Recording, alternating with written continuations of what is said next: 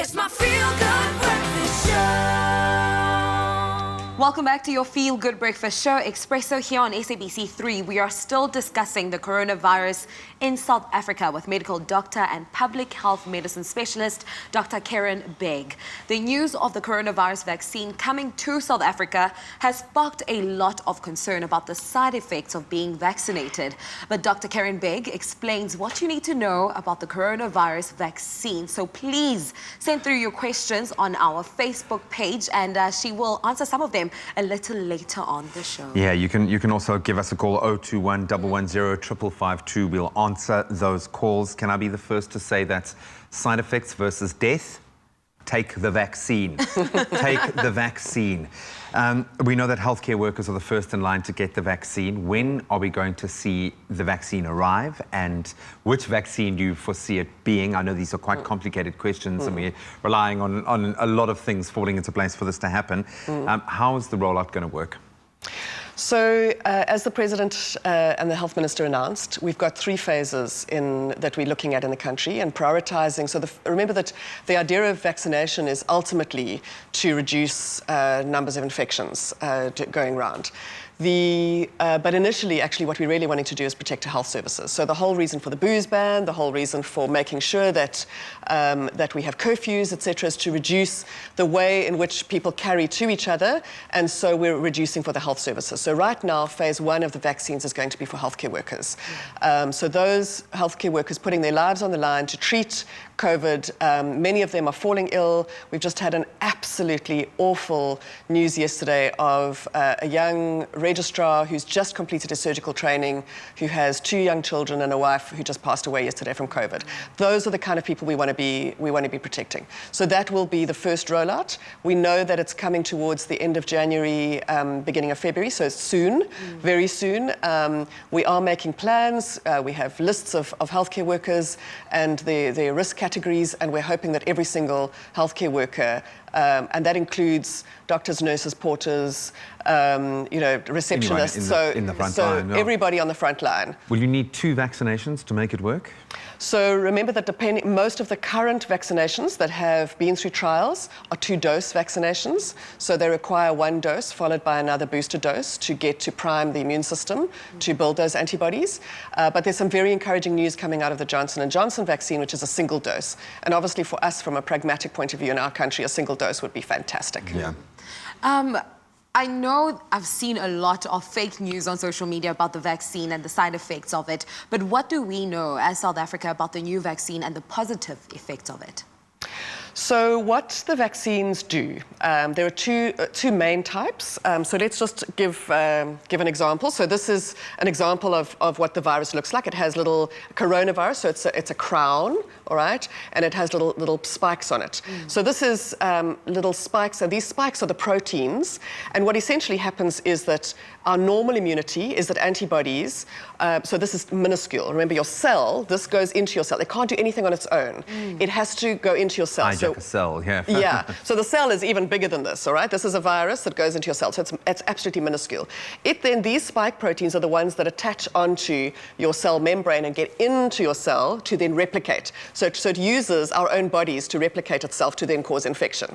What your body does normally is that the B cells then recognize these little proteins as an enemy, all right? And these little proteins themselves, these spike proteins, have lots of little portions to them, and that's where we've seen the variant come up with mutations. But this is what it recognizes. And so the antibody recognizes the protein and attaches to it and then destroys the cell. But we also have other forms of immunity called T cells, which are little lymphocytes that come along and gobble up the virus as well. But what the vaccine does is works on the antibody side, all right? So the antibody connects up with this and then fights the cell. So what the vaccine does is it says, we prime the body that before that you've been exposed to the virus, it shows you this little protein. All right. So either it injects the protein through a little messenger virus, an adenovirus, for instance, where it takes the protein and shows the structure of the protein, and so you form antibodies. So remember, it's always your body forming the antibodies. All right. It's just that it's priming it with something that isn't dangerous to you, isn't as dangerous as the virus, and it forms antibodies. Or the messenger RNA virus, vaccine, which sends the instructions to make the protein. All right, so it goes into your cell, makes the protein, the body goes, this protein isn't so lekker, and makes an antibody to that. So that's what the vaccines are doing, is producing antibodies.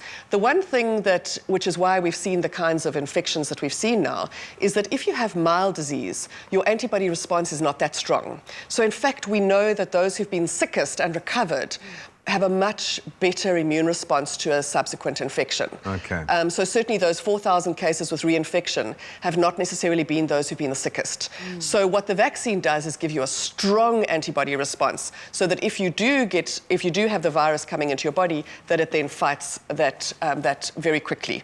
And just so we can make it clear, this is how every vaccine has worked in the history of medical science. All this is, modifications of the same principle, which is that it primes your body to make antibodies. A lot of questions around the new variant. You said some of those were answered last night by the health minister. Is it spreading faster? If so, why is it spreading faster, and is it more dangerous? Sure, those are some really good questions. So this little protein that sits on here has a number of different parts to it. And what's happened is the virus gets very clever, because obviously as these antibodies are acting against it, it goes, I need to fight a bit harder. And so it changes and modifies some of the ends of the protein, of the spike protein. And so what's been happening is that we've seen that the ability for it to bind to the cell is much stronger.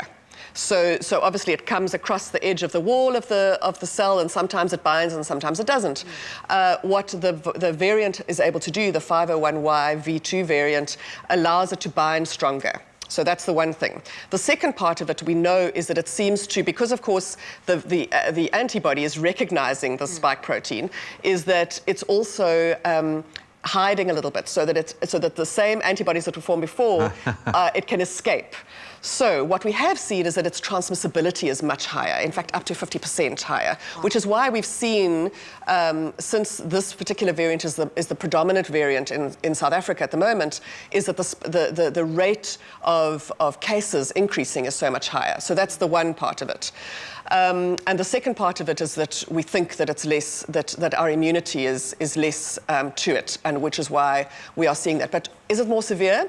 Well, what interestingly is that although we've seen many more cases in hospitals and many more deaths, is that the proportion. So if you take the proportion of deaths from the first wave, the same proportion of the second wave is happening. So even though we seem to be seeing more young people, it's just simply because the absolute number is increasing, but the relative number is still the same as in the first wave. Okay. Dr. Begg is going to stay with us. We are taking your calls, 021 110 552. Give us a call if you have any coronavirus-related questions.